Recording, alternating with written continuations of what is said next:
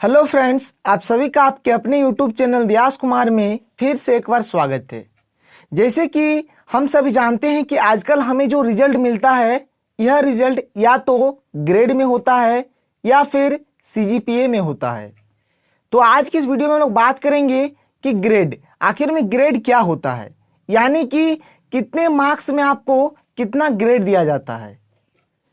तो देखिए यहाँ पर एक टेबल है और इस टेबल में 3 कॉलम बना हुआ है।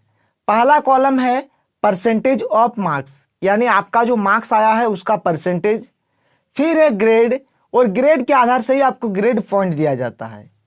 तो देखिए, अगर आपका मार्क्स 91 से लेकर 100% के बीच आता है, यानी आपका मार्क्स कितने कितने के बीच आता है, 91 से लेकर 100% के बीच आता है, तो इसमें आपको ग्रेड के तौर पर ओ यानी कि आउट स्टैंडिंग दिया जाता है और इसके लिए आपको ग्रेड पॉइंट 10 मिलता है। ठीक है। अगर आपका परसेंटेज 81 से लेकर 90 के बीच आता है तो इसके लिए आपको ग्रेड A+ यानी कि एक्सीलेंट दिया जाता है और इसका ग्रेड पॉइंट 9 है। ठीक है। अगर आपका परसेंटेज 71 से लेकर 80% के बीच होता है तो इसमें आपको ग्रेड के तौर पर A दिया जाता है, A यानी कि वेरी गुड। ठीक है। और इसमें ग्रेड पॉइंट आपको मिलता है 8। अगर आपका परसेंटेज 61 से लेकर 70 के बीच आता है तो इसमें आपको ग्रेड के तौर पर B+ दिया जाता है, यानी कि गुड। ठीक है। और इसके लिए आपको ग्रेड पॉइंट मिलता है 7। अगर आपका परसेंटेज 51 से लेकर 60 के बीच आता है तो इसके लिए ग्रेड आपको B मिलता है, यानी कि अबव एवरेज, और इसके लिए ग्रेड पॉइंट आपको 6 दिया जाता है। और अगर आपका परसेंटेज 41 से लेकर 50% के बीच होता है, ठीक है, तो इसके लिए आपको ग्रेड C मिलता है, यानी कि एवरेज, और इसका ग्रेड पॉइंट कितना है, 5 है। और अगर आपका परसेंटेज 40 आता है, यानी अगर आप 40% लाते हैं तो आप केवल और केवल पास हुए, जिसके लिए आपको ग्रेड के तौर पर P दिया जाता है और इसका ग्रेड पॉइंट कितना है, 4 है।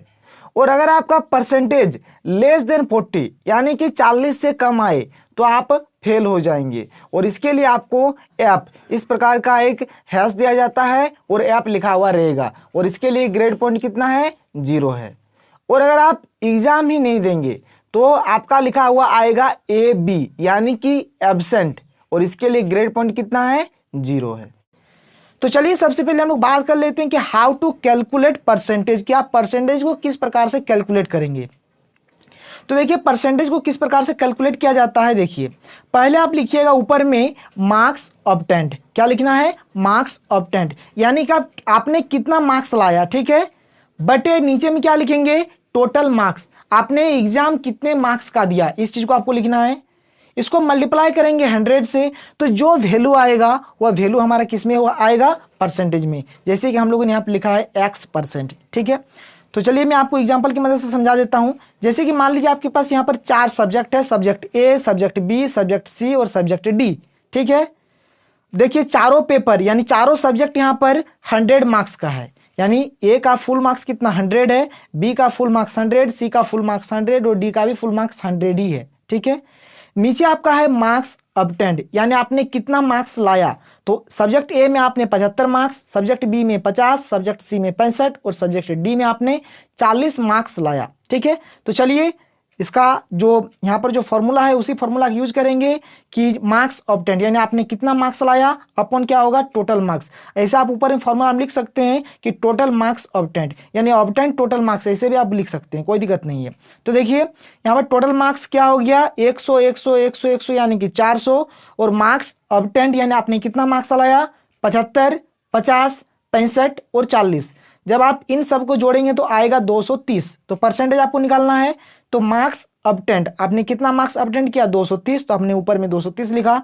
नीचे क्या है, टोटल मार्क्स यानी नीचे 400 लिखा हमने, इसको हमने गुना किया किससे, 100 से, तो यहाँ पर 2 0 कैंसिल आउट हो जाएगा। जब आप 230 बटे 4 हो जाएगा, यानी जब 4 से आप 230 को भागा देंगे तो यह आएगा 57.5%। तो आप इस प्रकार से परसेंटेज फाइंड कर लेंगे। आप समझ गए। चलिए हम लोग दूसरा एग्जाम्पल ले लेते हैं। जैसे कि मान लीजिए जैसे यहाँ पर 4 सब्जेक्ट है आपका ए बी सी डी। आपका ए क्या है, ए में फुल मार्क्स है 100, बी में फुल मार्क्स है 100, सी में फुल मार्क्स है 50 और डी में फुल मार्क्स है 50। और आपने कितना मार्क्स लाया, ए में लाया 75, बी में लाया 50, सी में लाया 25 और डी में लाया 40। तो चलिए इसको भी कैलकुलेट करके देखते हैं। तो यहाँ पर टोटल मार्क्स कितना हुआ, 100 प्लस 100 प्लस 50 प्लस 50 यानी कि 300। और मार्क्स ऑब्टेन्ड आपने कितना मार्क्स लाया, तो 75 प्लस 50 प्लस 25 प्लस 40 यानी कि 190 यानी 190। परसेंटेज फाइंड करेंगे तो क्या होगा, मार्क्स ऑब्टेन्ड जो आपने मार्क्स लाया यानी कि 190 हमने ऊपर में लिखा बटे नीचे टोटल मार्क्स यानी कि 300 और इसका हमने मल्टीप्लाई किया 100 से, तो 20 कैंसिल आउट हो जाएगा, बचेगा 190 बटे 3। तो ये आएगा 63.33%। और ये देखिए एक्चुअल में ये अप्रॉक्स आता है, ठीक है, यानी लगभग में आता है। तो यहाँ पर ये कितना आ गया 63.33%। तो देखिए अभी हमने 2% लाया, एक लाया हमने 57.5% और एक हमारा आया 63.33%। तो चलिए अब हम लोग ग्रेड और ग्रेड पॉइंट को एग्जाम्पल की मदद से समझते हैं। जैसे कि अभी मैंने आपको बताया कि आप परसेंटेज किस प्रकार से कैलकुलेट करेंगे, और वहाँ पर हमने 2 परसेंटेज कैलकुलेट किया, एक 57.5% और एक 63.33%। तो पहले इन दोनों में हम लोग देख लेते हैं कि क्या ग्रेड होगा और क्या ग्रेड पॉइंट होगा। तो पहला एग्जाम्पल क्या है, 57.5%। तो आप देखिए यह किस कॉलम में है, बात समझ रहे हैं। तो आप देखेंगे ये 57.5% है, यह 51 से लेकर 60% के बीच है, बात समझ रहे हैं। यह 51 से 60% के बीच है। और जब आप परसेंटेज आपका 51 से 60% के बीच होता है तो इसके लिए आपको ग्रेड बी दिया जाता है और ग्रेड पॉइंट 6 दिया जाता है। तो 57.5 51 से लेकर 60 के बीच में है, इसीलिए आपको यहाँ पर ग्रेड बी दिया गया और ग्रेड पॉइंट 6 दिया गया। हमारे पास जो अगला एग्जाम्पल है क्या है, 63.33%। ये जो 63.33% है यह 61 से लेकर 70% के बीच में है। और 61 से लेकर 70% के बीच में अगर परसेंटेज होता है तो इसके लिए ग्रेड हमको बी प्लस मिलता है और ग्रेड पॉइंट 7 मिलता है। इसीलिए 63.33% के लिए ग्रेड बी प्लस दिया गया और ग्रेड पॉइंट 7 दिया गया, ठीक है। अगर हम लोग आगे और एग्जाम्पल देखें, जैसे हमारे पास अगला एग्जाम्पल है 89.5%। तो 89.5% किस में है, देखिए 89.5% हमारा 81 से लेकर 90% के बीच में है। और 81 से लेकर 90% के बीच में अगर हमारा मार्क्स आएगा तो इसके लिए ग्रेड हमें ए प्लस दिया जाता है और ग्रेड पॉइंट 9 दिया जाता है। इसी के चलते 89.5% के लिए ग्रेड हमें ए प्लस दिया गया और ग्रेड पॉइंट 9 दिया गया। अब अगला एग्जाम्पल है 42.00% यानी कि 42%। तो देखिए 42% हमारा किस में आता है, 41 से 50% के बीच में, बात समझ रहे हैं। 41% से लेकर 50 के बीच में हमारा आता है 42%, ठीक है। और 41 से लेकर 50% के बीच अगर परसेंटेज आएगा तो इसके लिए हमें ग्रेड सी मिलता है और इसके लिए ग्रेड पॉइंट हमें 5 दिया जाता है। तो यहाँ पर जैसे हमारा आया है 42%, तो इसके लिए भी ग्रेड हमें सी मिलेगा और ग्रेड पॉइंट 5 मिलेगा। चलिए हम लोग अगले एग्जाम्पल की ओर बढ़ते हैं। अगला एग्जाम्पल है 92.5%। और 92.5% 91 से लेकर 100% के बीच आता है और इसके लिए हमें ग्रेड ओ मिलता है और ग्रेड पॉइंट 10 मिलता है।